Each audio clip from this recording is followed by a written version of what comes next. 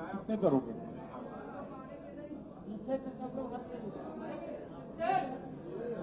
चलो भाई, अब कैसे प्रेस वार्ता कैसे होगी? पहले आप रिमूव होइए जरा, तो प्रेस आगे बढ़े।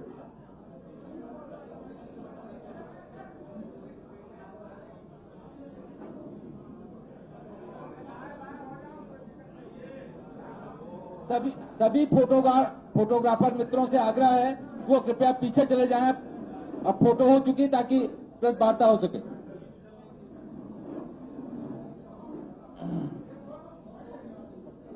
अरे भाई हो गया, अब चलिए। तो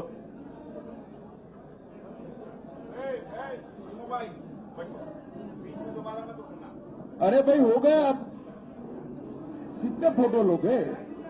ऐसे ही आएंगे ना फोटो तो।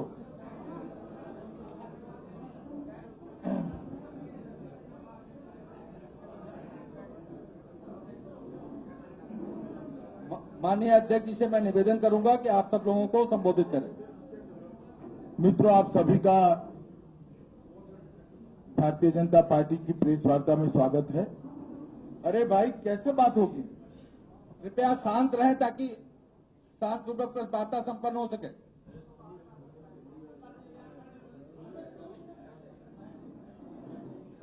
कितने फोटो लिए मगर? आप सभी का भारतीय जनता पार्टी की प्रेस वार्ता में स्वागत है। अरे भाई ये कौन है? ओ भाई, ओ ऊपर आ जाओ आप।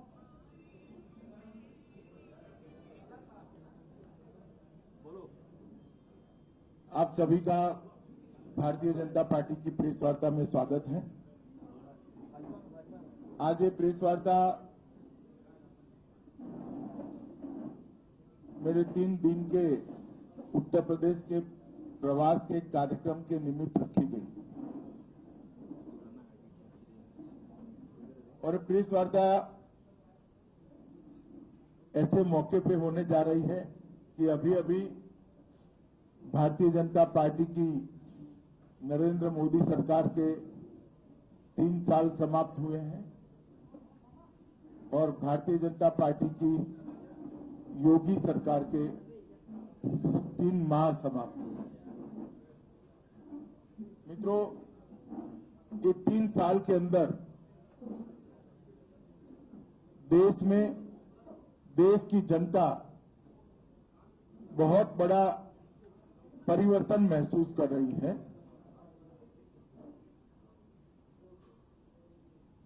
जब देश में भारतीय जनता पार्टी की सरकार आई, उसके पहले एक माहौल था, एक ऐसी सरकार 10 साल तक चली जिसमें हर महीने घपले, घोटाले, भ्रष्टाचार, स्कैम्स उजागर होते थे। करीब करीब 12 लाख करोड़ रुपए के घोटाले देश की जनता के सामने आए हुए थे। और उसके बाद एक ऐसी सरकार आई जो सरकार 3 साल से चल रही है। 3 साल में हमारे विरोधी भी हम पर भ्रष्टाचार का एक भी आरोप नहीं लगा पाए। नरेंद्र मोदी सरकार आने के पहले यूपीए की कांग्रेस पार्टी की डॉक्टर मनमोहन सिंह सरकार जो चल रही थी,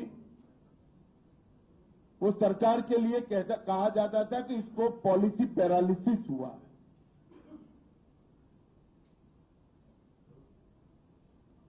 सरकार के हर विभाग का मंत्री अपने आप को प्रधानमंत्री मानता था और प्रधानमंत्री को बेचारे को कोई प्रधानमंत्री नहीं मानता था। इसकी जगह हमने एक निर्णायक सरकार देने का काम किया है। अगर सरकार की उपलब्धियों को मैं गिनाने जाऊं तो बहुत सारा समय लगेगा, इतना समय होता नहीं है प्रेस वार्ता में। परंतु नरेंद्र मोदी की भारतीय जनता पार्टी सरकार की एक विशेषता ये रही कि 50 साल में जो सरकारें 1, 2, 3 काम ऐसे करती हैं जो महत्वपूर्ण होते हैं, ये सरकार ने 3 साल में 50 काम ऐसे किए हैं जो महत्वपूर्ण। अर्थव्यवस्था के क्षेत्र में सभी तरह से गिरी हुई व्यवस्था हमें मिली थी। इसके बावजूद भी 3 साल के बाद आज दुनिया में सबसे तेज गति से बढ़ता हुआ अर्थतंत्र भारत बना है, ये पूरी दुनिया स्वीकार करे। शेयर बाजार उसके सबसे ऊंची ऊंचाइयों को छूकर सर्वोच्च के शिखर के अपने रिकॉर्ड अपने आप तोड़ रहा है और सभी प्रकार के फाइनेंशियल डिसिप्लिन के पैरामीटर्स भारतीय जनता पार्टी की सरकार ने मेंटेन किए हैं। ये सरकार ने जब सरकार की रचना हुई, श्री नरेंद्र मोदी जी ने कहा था कि ये सरकार गरीबों की सरकार होगी, पिछड़ों की होगी, दलितों की होगी, आदिवासियों की होगी, वंचितों की सरकार होगी। इस सरकार ने आने के बाद गरीब का जीवन स्तर ऊपर उठाने के लिए बहुत सारे कदम लिए हैं। 5 करोड़ ग्रामीण गरीबों को एलपीजी का सिलेंडर देने का लक्ष्य तय किया गया और इसमें से लगभग 2 करोड़ 60 लाख लोगों को सिलेंडर देने का काम समाप्त कर दिया गया। बीमा सुरक्षा के माध्यम से करोड़ों लोगों को बीमा की सुरक्षा चक्र दिया गया। मुद्रा बैंक योजना के माध्यम से 7 करोड़ 64 लाख युवाओं को, बेरोजगार गरीब युवाओं को स्वरोजगारी की दिशा में आगे बढ़ने के लिए 10,000 से लेकर 10 लाख का loan without any guarantee, without any guarantor देने का काम किया गया है। एक देश एक कर का स्वप्न काफी समय से देश की जनता देख रही थी। सभी पार्टियों को, सभी दलों की सरकार को, सभी राज्यों को संघीय ढांचे की भावना के अनुरूप साथ में लेकर जीएसटी को लागू किया गया है और आज एक देश एक कर का स्वप्न साकार हुआ दिखाई पड़ता है। सर्जिकल स्ट्राइक एक ऐसी घटना है जिसने पूरी दुनिया में देश को एक मजबूत इरादे वाले देश कर पहचान दी। सर्जिकल स्ट्राइक कर प्रधानमंत्री जी ने पूरे दुनिया के सामने एक संदेश रखा है कि हम हमारी सीमाओं की सुरक्षा के लिए गंभीर भी है, जागरूक भी है और अपनी आत्मरक्षा के लिए कोई भी कदम उठाने से हमें परहेज नहीं।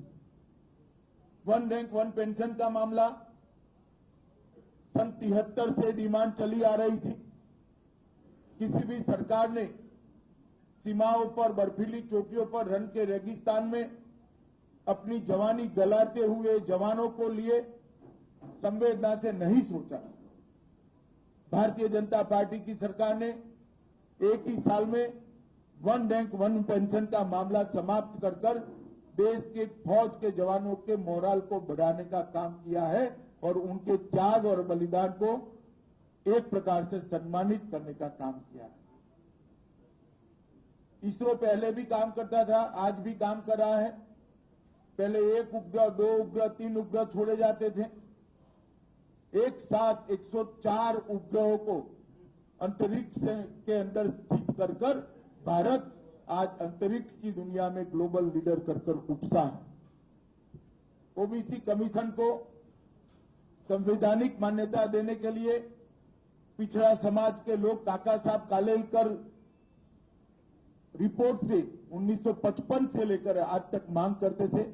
भारतीय जनता पार्टी की सरकार ने ओबीसी कमीशन को संवैधानिक मान्यता देकर ओबीसी का, पिछड़े वर्ग का एक बहुत बड़ा सम्मान करने का काम किया है। देश के 19,000 के करीब गांवों में बिजली नहीं थी। पहले ही लाल किले के भाषण से प्रधानमंत्री जी ने घोषणा की थी कि सन 18 के मई के तक इस सभी गांवों में बिजली पहुंचा दी जाएगी। मुझे कहते हुए आनंद होता है कि 13,000 गांवों में बिजली पहुंचाने का काम समाप्त हुआ है और मई 2018 के पहले 19,000 गांवों में बिजली पहुंचा दी जाएगी। इस देश के गांव में जो गरीब रहते हैं, दलित रहते हैं, आदिवासी रहते हैं, वंचित रहते हैं, उनके घर में शौचालय नहीं है। ये पीड़ा को देश की कोई सरकार ने अब तक महसूस नहीं किया। भारतीय जनता पार्टी की सरकार ने सरकार के माध्यम से और जितने भी सरकारी उपक्रम मुनाफा करते हैं, उनके मुनाफे में से एक हिस्सा निकालकर शौचालय बनाने का निर्णय किया और लगभग 4.5 करोड़ शौचालय देश के गरीब के घर में बनाने का काम समाप्त हो गया। काले धन पर इस सरकार ने श्रेणीबद्ध कदम उठाकर एक कठोर प्रकार की मुहिम का आगाज किया है। सबसे पहले एसआईटी बनाई, मॉरिशस, सिंगापुर, ये सारे रूट जहां से काला धन आता था उसको बंद कर दिए गए। उसके बाद में नोटबंदी के माध्यम से अरबों खरबों का काला धन जो धन कुबेरों के घर पे पड़ा था वो आज व्यवस्था में आया है। उसके बाद बेनामी संपत्ति का कानून बनाकर हम आए और बेनामी संपत्ति रखने वालों पर कठोर कार्यवाही कर पाए, इस प्रकार की स्थिति का निर्माण किया। सेल कंपनियों पर एक बहुत बड़ा अभियान लेकर उसको बंद करने की दिशा में सरकार आगे बढ़ी है। और सबसे बड़ी बात कि चुनावी राजनीति को काले धन की गिरफ्त में से छुड़ाने के लिए जो राजनीतिक दलों का चंदे लेने की मर्यादा 20,000 थी कैश की, उसको घटाकर 2,000 कर दिया गया। मैं मानता हूं मित्रों कि आजादी के बाद काले धन के लिए इतना बड़ा श्रेणीबद्ध वैज्ञानिक तरीके से कभी स्टेप्स नहीं उठाए गए। योगा दिन के माध्यम से भारत की संस्कृति और भारत के पुरखों ने, हमारे ऋषि मुनियों ने किए हुए आविष्कार को पूरे विश्व में सम्मान मिले, इसके लिए नरेंद्र मोदी जी ने एक यूएन असेंबली के सामने अपील की थी और पूरी दुनिया ने इसको स्वीकार कर दिया। 3 साल से 21 जून को आज पूरी दुनिया योगा दिन मना रही है और भारत की संस्कृति का परचम पूरी दुनिया में ऊंचा उठा है। पेरिस जलवायु सम्मेलन के अंदर जिस प्रकार की लीड भारत सरकार ने ली, प्रधानमंत्री जी नरेंद्र मोदी ने ली, इसके कारण जलवायु के क्षेत्र के अंदर, ग्लोबल वार्मिंग के क्षेत्र के अंदर आज भारत एक वैश्विक नेतृत्व दे रहा है, ग्लोबल लीडर बनकर उभरा है। जेनेरिक दवाओं के हजारों स्टोर देश भर में खोलकर उसका जाला बुनकर इस देश के गरीबों के स्वास्थ्य लाभ करने का अधिकार भी इस सरकार ने दिया है।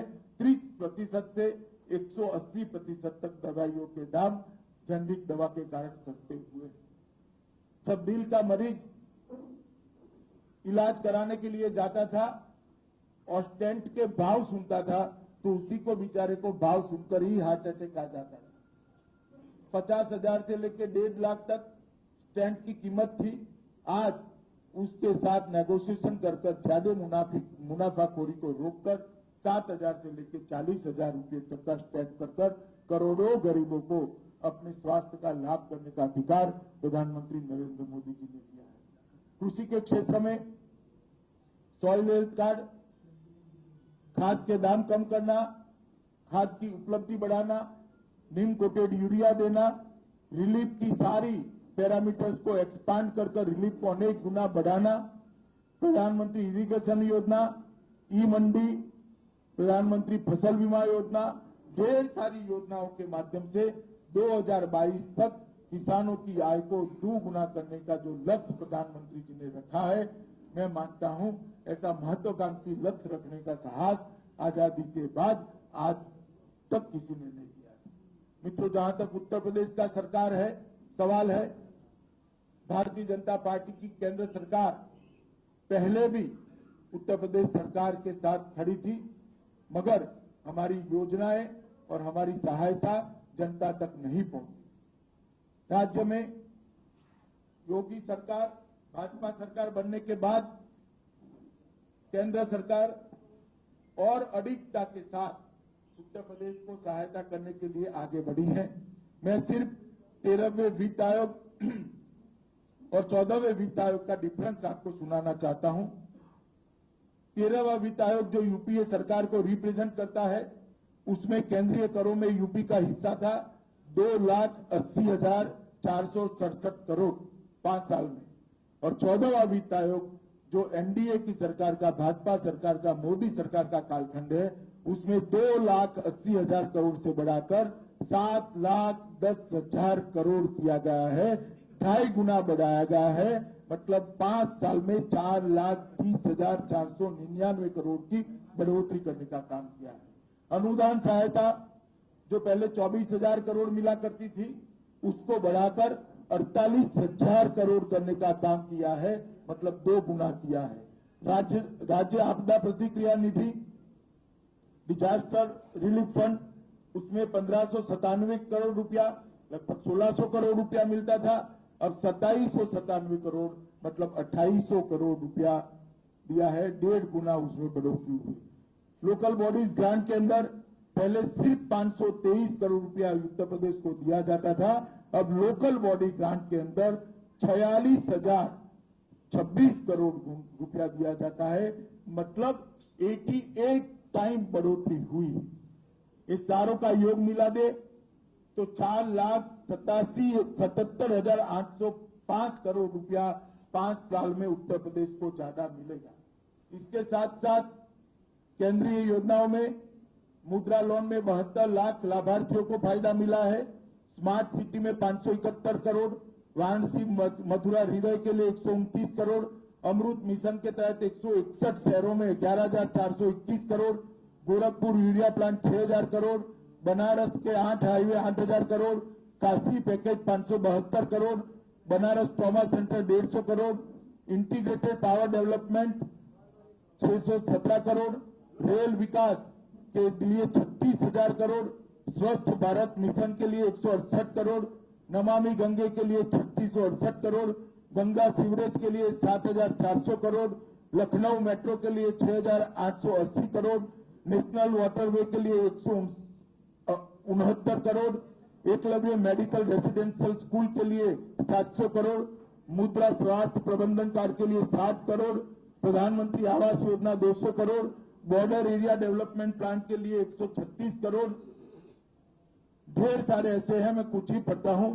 पूर्वांचल एक्सप्रेसवे के लिए 2100 करोड़, दीनदयाल ग्राम ज्योति योजना के लिए 6 करोड़, आईटीडीएस योजना के लिए 1,000 करोड़, सिंचाई सुविधा के लिए, बाढ़ प्रबंधन के लिए 2,900 करोड़, मार्ग का चौड़ीकरण के लिए 7,500 करोड़, ग्रामीण क्षेत्र में सरफेस सोर्स आधारित पेयजल के लिए 2,600 करोड़, नगरीय क्षेत्र में पेयजल के लिए 2,300 करोड़ और बोरिंग रिचार्ज और चेक डैम के लिए 500 करोड़।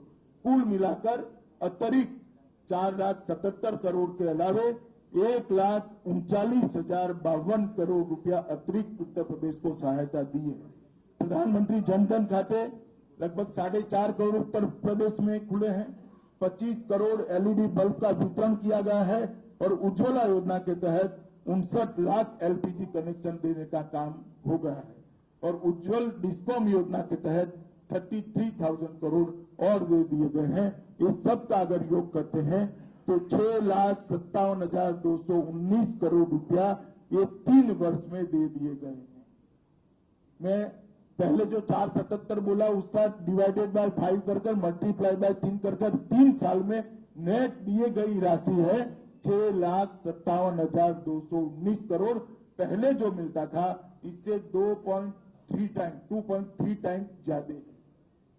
यूपीए सरकार ने जो उसको दिया था उससे ज्यादा है। योगी सरकार बनने के बाद बिजली की परिस्थिति में भी बहुत अच्छा सुधार हुआ है। आप सभी महसूस करते होंगे। किसानों की ऋण माफी कर दी गई है।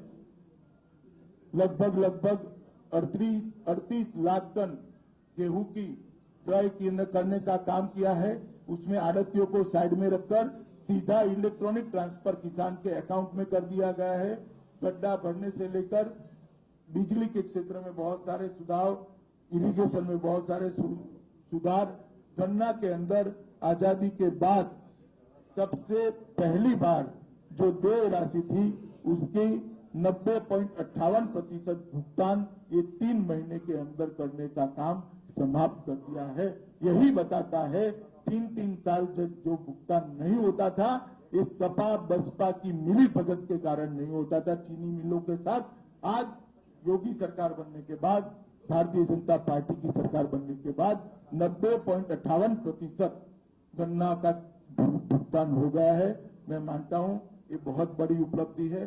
ढेर सारे काम हुए हैं, मगर बताने की मर्यादा है। एक योजनाओं की सूची मेरी पार्टी कार्यालय के द्वारा आपको दी जाएगी, जिसमें 106 योजनाएं हैं जो उत्तर प्रदेश में पहले नीचे तक पहुंचाई नहीं जाती थी। अब ये 106 योजनाएं उत्तर प्रदेश में भारतीय जनता पार्टी की सरकार के माध्यम से सभी लाभार्थियों के साथ पहुंचने का एक चौक चौबंद बंदोबस्त मुख्यमंत्री श्री योगी जी ने किया है। मुझे आनंद है कि योगी सरकार बहुत अच्छा काम कर रही है और नरेंद्र मोदी सरकार ने देश का सम्मान दुनिया में बढ़ाने का काम किया है। ये 3 साल के बाद निर्विवाद रूप से हम कह सकते हैं नरेंद्र मोदी जी आजादी के बाद के सबसे लोकप्रिय प्रधानमंत्री बनकर उपसे हैं और ये भारतीय जनता पार्टी के लिए बड़ा हर्ष का विषय है। उनके नेतृत्व में राजनीति में से परिवारवाद, जातिवाद और तुष्टीकरण, ये तीनों नासुरों को समाप्त करने में भारतीय जनता पार्टी को सफलता मिली है। अब आप आपके सवाल पूछ सकते हैं, यहां से एक एक नाम बोलेंगे।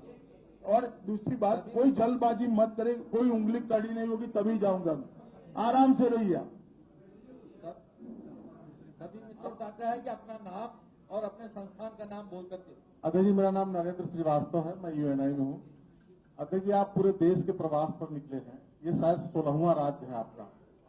इस प्रवास के दौरान आप 2019 में भारतीय जनता पार्टी की स्थिति क्या देख रहे हैं और जो भी देख रहे हैं उसका आधार क्या है?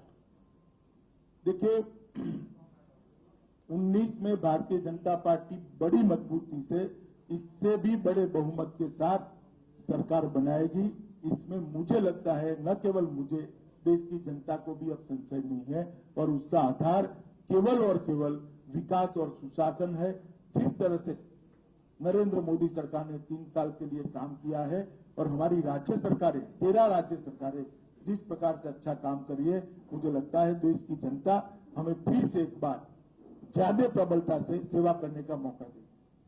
सर, मैं प्रांशु मिश्रा हूं नेटवर्क 18 से।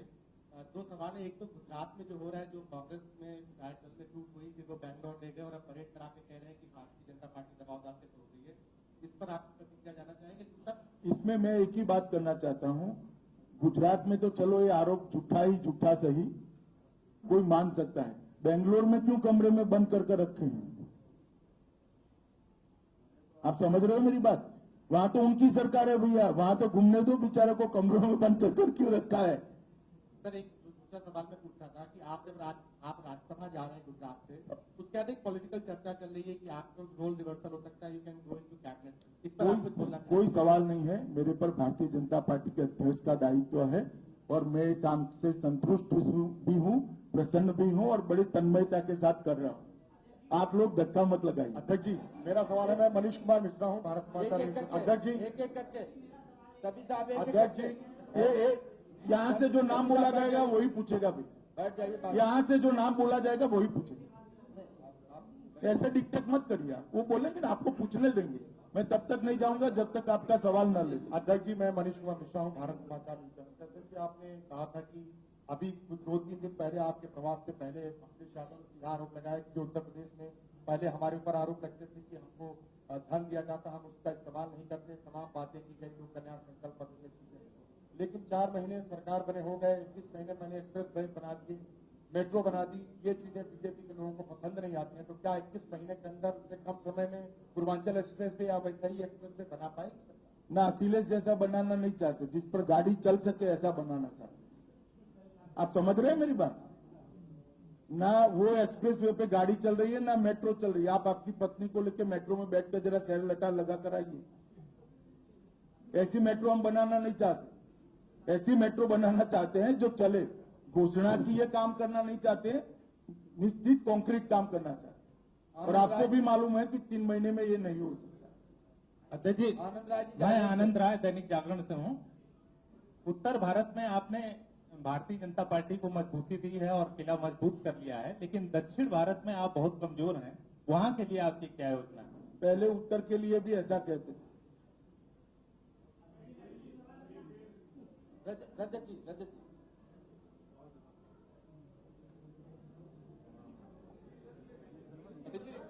मेरा नाम रजत मिश्रा है, मैं सुदर्शन न्यूज से हूँ। मेरा सवाल ये था कि पंचनिष्ठा और भगवान राम की आइडियोलॉजी पे आप लगभग 18 राज्यों में इसमें शासन कर रहे हैं। आज देश के सबसे उच्च सदन में एक पार्टी के सांसद भगवान राम को लेकर अपशब्द कहते हैं। बिहार में एक विधायक को जय श्री राम का नारा लगाने के खिलाफ उनके ऊपर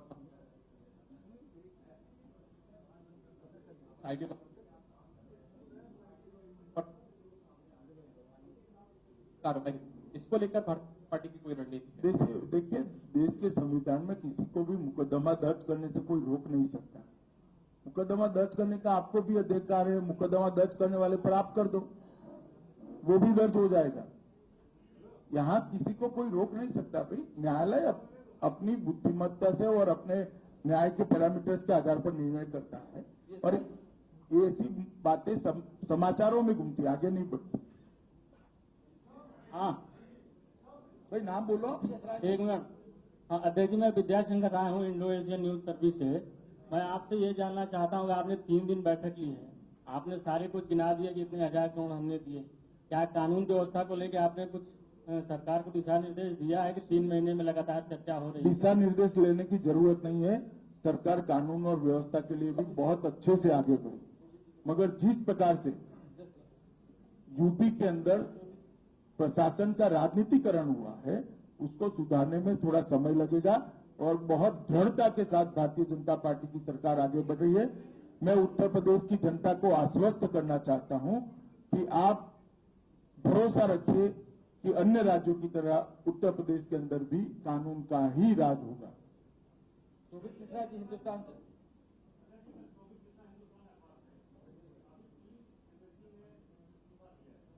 है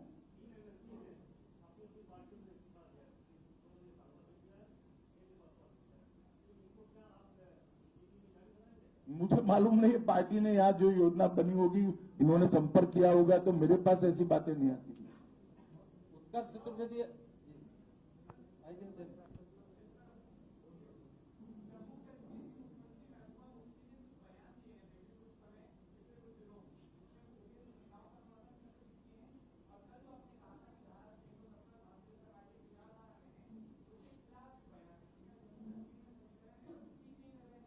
ना, विजय उपाध्याय जी, दैनिक भास्कर।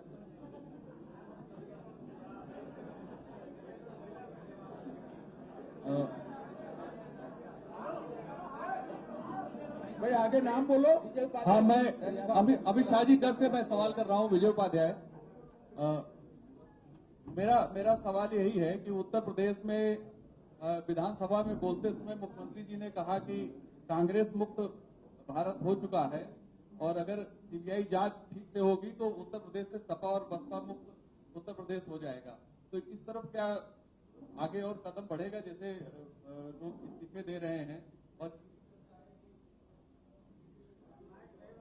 अब शिवपाल यादव की भी बात हो रही है, आ सकते हैं?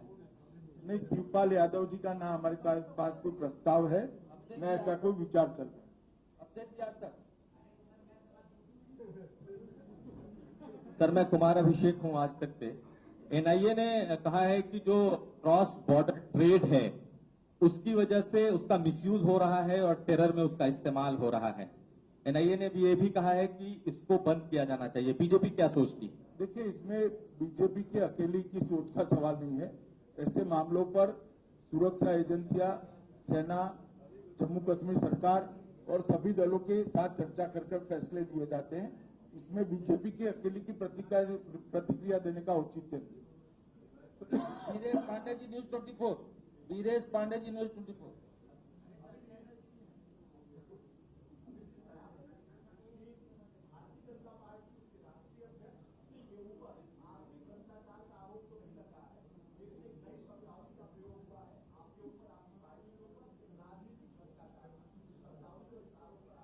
नहीं, मैं दो बात स्पष्ट कर देना चाहता हूं कि जिस प्रकार से अपप्रचार चल रहा है, जितने भी लोग भारतीय जनता पार्टी में उत्तर प्रदेश चुनाव के पहले ज्वाइन हुए, वो चुनाव के वक्त ज्वाइन हुए और चुनाव के वक्त ज्वाइन होने के बाद उनको जनादेश के लिए हमने जनता के समक्ष उपस्थित किया है और जनता के जनादेश मिलने के बाद ही वो सदन में आए। हमने अखिलेश सरकार को हमारी सरकार का दुरुपयोग कर तोड़ा नहीं। चुनाव के वक्त जो राजनीतिक दल के कार्यकर्ता होते 5 साल की उनकी सरकार का आकलन कर वो पार्टी में नहीं रहना चाहते, तो उनको अधिकार है कि चुनाव के पहले कोई नया दल तय करे और वो दल के अंदर ही वो दल के नाम से जनता के बीच में जाए। ये दो चीजों में फर्क है। इंदिरा गांधी पैटर्न नहीं है भैया, समझ में आ रहा है ना आपको? सभी हैदर जी के न्यूज से, सभी हैदर जी के न्यूज। बिहार में हमने कोई दल नहीं तोड़ा है भाई। हमने एक सेकंड, हमने कोई दल नहीं तोड़ा है। नीतीश कुमार जी ने इस्तीफा दे दिया क्योंकि वो भ्रष्टाचारी लोगों के साथ रहना नहीं चाहते थे, तो मैं क्या बंदूक बताकर उनको साथ में रखने के लिए कहूं? अध्यक्ष जी, उन्होंने अपनी सरकार का इस्तीफा दिया, उन्होंने भी किसी को नहीं निकाला है। अध्यक्ष जी, मेरा नाम शबी भाई हैदर है। मेरा आपसे एक सवाल है। साथी ने पूछा कि जिन लोगों ने कुर्बानी दी है, आप उनको रिटर्न गिफ्ट क्या करेंगे? जिन लोगों ने एमएलसी पद छोड़ा है, अब वो आप रिटर्न गिफ्ट क्या देंगे? और एक चीज और है, ये जो रास्ते का माल सस्ते में आप उठा रहे हैं, इससे आपका पार्टी विद द डिफरेंस का जो नारा है वो कितना प्रभावी हो रहा है?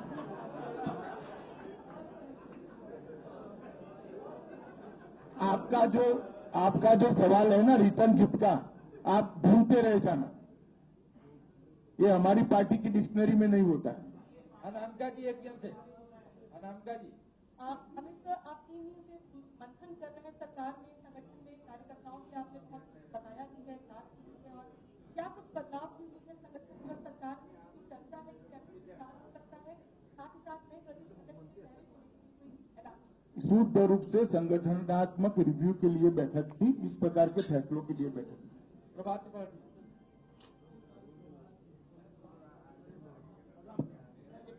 आप जहां जहां जा रहे हैं वहां वहां उन राज्यों में भगवाकरण हो रहा है। ये हो रहा है कि अमित शाह जी जहां जा रहे हैं वहां पार्टियां टूट। अभी साथी ने सवाल कर दिया वो राजनीतिक भ्रष्टाचार का जो आरोप लग रहा है, इधर आप कल एक मिनट, मैं केरल जाकर आया, क्या टूटा? नहीं, अरे सुनो भाई, मैं तेलंगाना जाकर आया, क्या टूटा? मेरी आप पूरे अरे सवाल सुनो तो आप सुनो ना, मगर मैं उड़ीसा जाकर आया, क्या टूटा? मैं अरे सुनो भाई, हिमाचल जाकर आया, क्या टूटा? जम्मू कश्मीर जाकर, सवाल में जवाब ही तो दे रहा हूँ। आप कह रहे हो जहां जहां जाते हो वहां पक्ष में बात कर रहा हूँ। अरे मगर आप 16 राज्यों में 18 नहीं, ये मेरे पक्ष में नहीं है। अरे आप पहले मेरा जवाब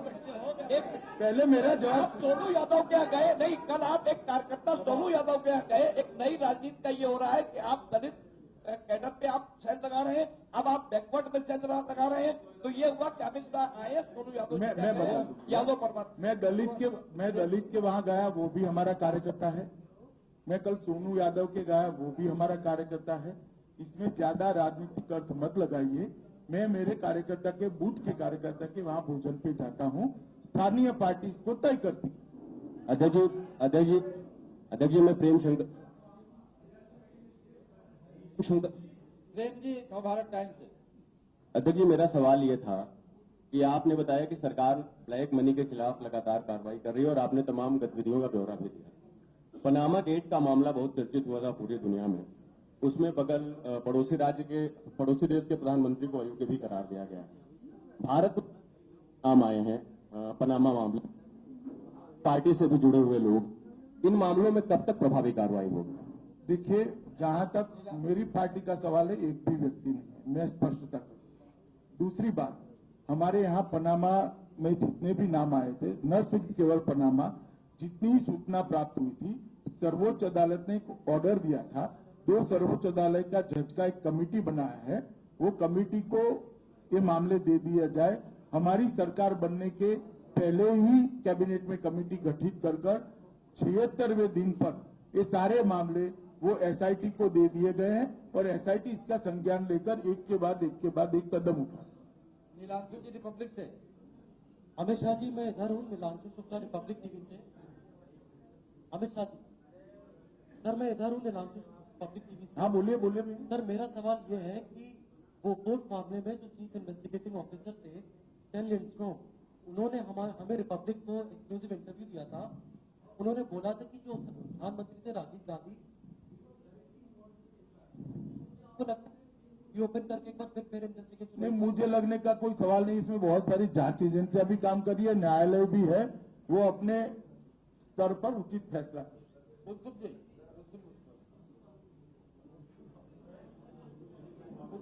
जी,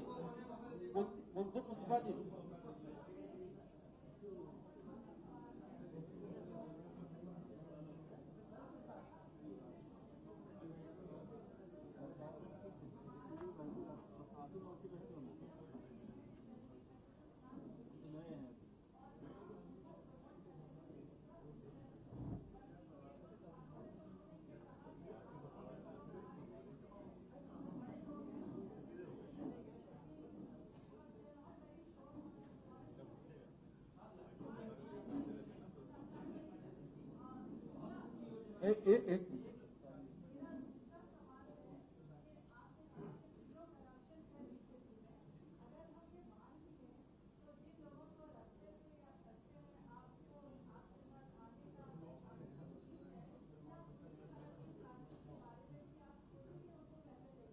अगर है तो जरूर सोचिए।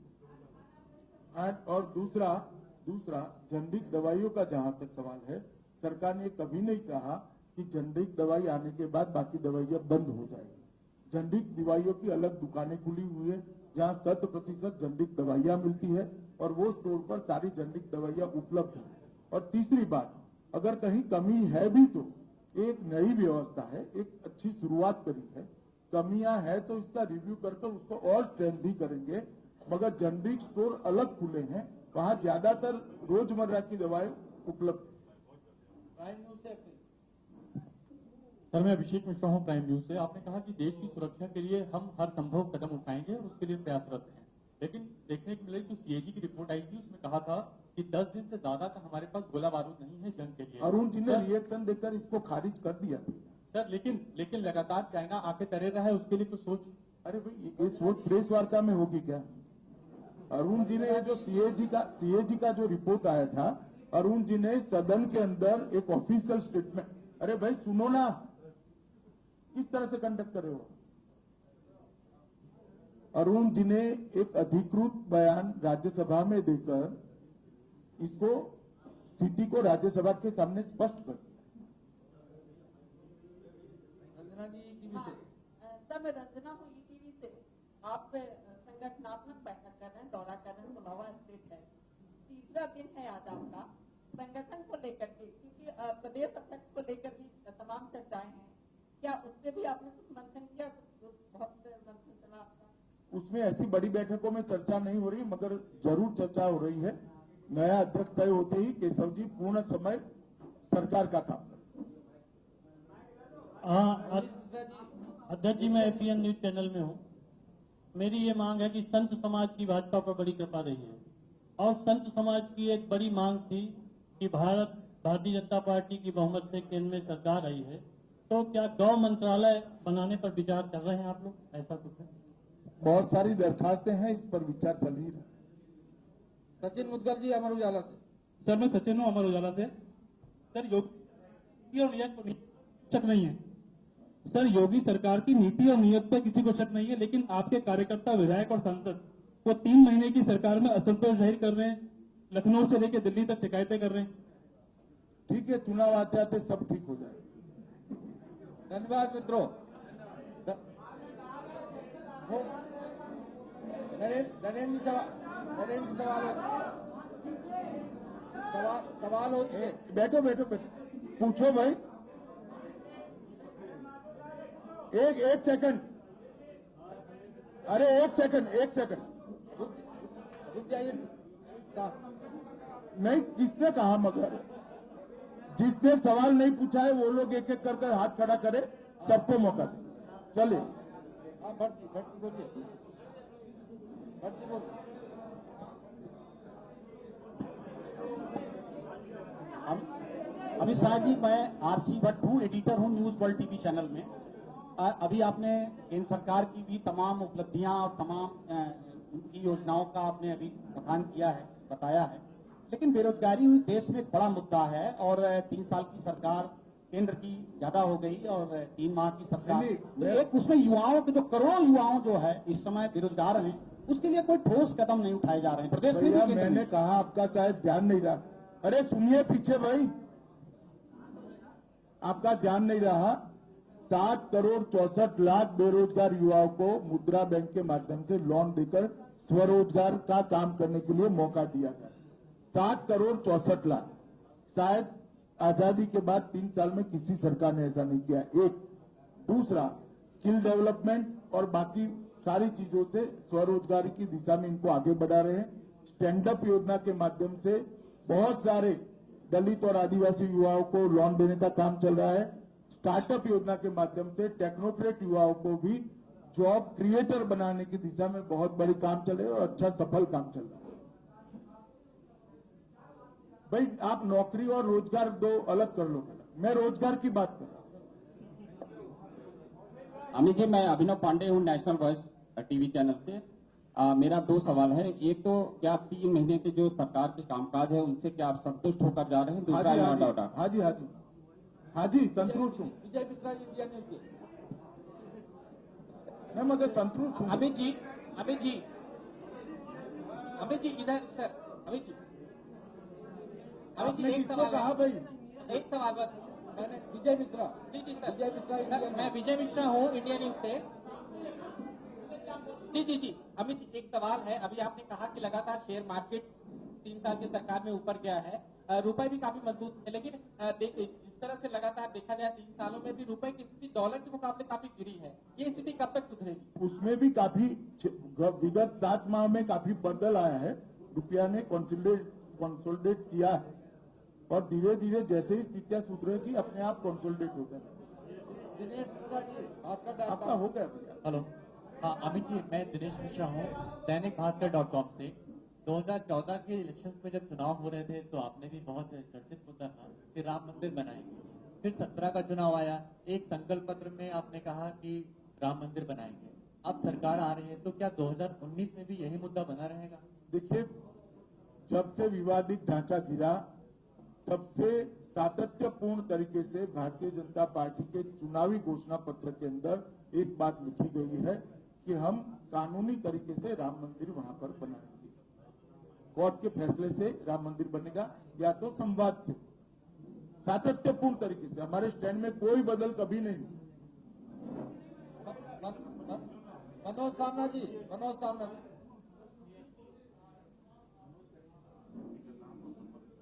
योगी जी ने भी कहा है।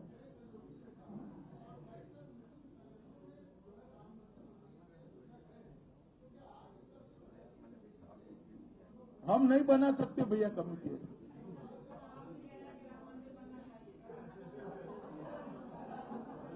मनोज जी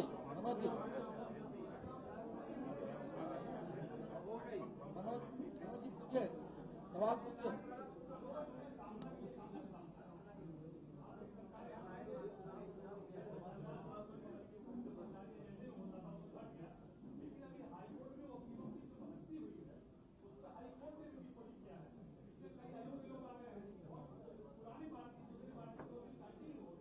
हम हाईकोर्ट की टिप्पणी का सम्मान करते हैं, इस पर पुनः विचार करेंगे। रुचि जी, इंडिया न्यूज से, इंडिया टीवी, रुचि जी बोलो भाई।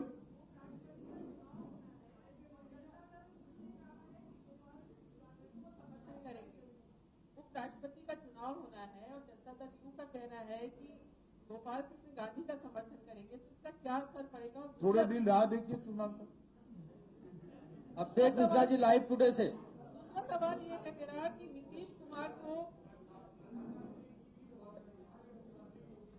जो सफाई को लेकर मुहिम है वो छिड़ी हुई है, लगातार वो लोग आह्वान कर रहे हैं, लेकिन जिस तरीके से कंपनियों को काम मिलना चाहिए था सॉलिड वेस्ट मैनेजमेंट का, जिस तरीके से देखने को मिल रहा है, सफाई अभी भी नहीं हो रही है। लखनऊ राजधानी की आप जाएंगे तो कूड़ा दिखेगा, हालांकि आपके प्रोटोकॉल के पहले सफाई हो जाती है, आम जनता को सफाई नहीं मिलती। नहीं, उसको और सुदृढ़ करना चाहिए। न्यूज नेशन से न्यूज नेशन से। अमित जी, मैं रतीश द्विवेदी न्यूज नेशन से। अमित जी डोकलम को लेकर के चाइना जो है वो लगातार सख्त बयान दे रहा है, सख्त रवैया अपनाए हुए है। चाइना को लेकर के पीएम का भी बयान आया है। भारतीय जनता पार्टी अरे भाई कुछ सुना ही नहीं पड़ता क्या। खड़े हो सतीश जी, खड़े हो खड़े चाइना को लेकर डोकलम को लेकर के चाइना के लगातार सख्त बयान आ रहे हैं। भारत सरकार भी इस पर बयान दे रही है, लेकिन जिस तरीके से कल प्रधानमंत्री का बयान आया है, जिस तरीके से देखते हैं दुनिया की सबसे बड़ी पार्टी के आप अध्यक्ष हैं, भारतीय जनता पार्टी के अध्यक्ष होने के नाते चाइना को जो सामान है उस तरीके से बहिष्कार करने की बात भी प्रधानमंत्री ने ऐसा नहीं कहा। आप इसको मिस इंटरप्रिट मत करो। उदित पाठक जी,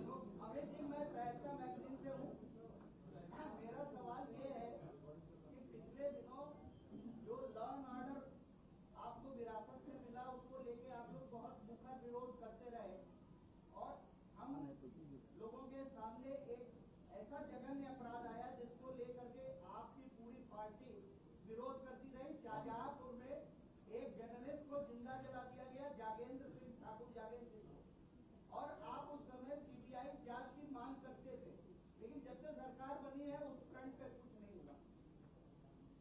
चलिए आज योगी जी बैठे, संज्ञान लेकर अगर नहीं हुआ है तो करेंगे। मुझे भरोसा है कुछ न कुछ तो हुआ होगा, अगर वो देखेंगे देख लेंगे।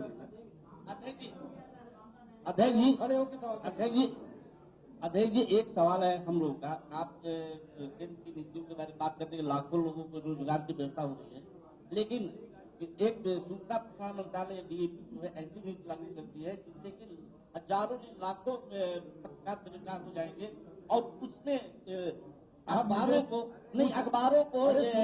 बंदी के कगार पर आ जाएंगे। सारे अखबार बंदी के कगार पर कुछ लीक कर दे दो, मैं मुझे मालूम नहीं। चलो तो इसके साथ समाप्त करें। धन्यवाद। मित्रों जलपान की बाहर जलपान की व्यवस्था है। सभी पत्रकार मित्रों से आग्रह को जलपान करके जाएंगे। धन्यवाद मित्रों।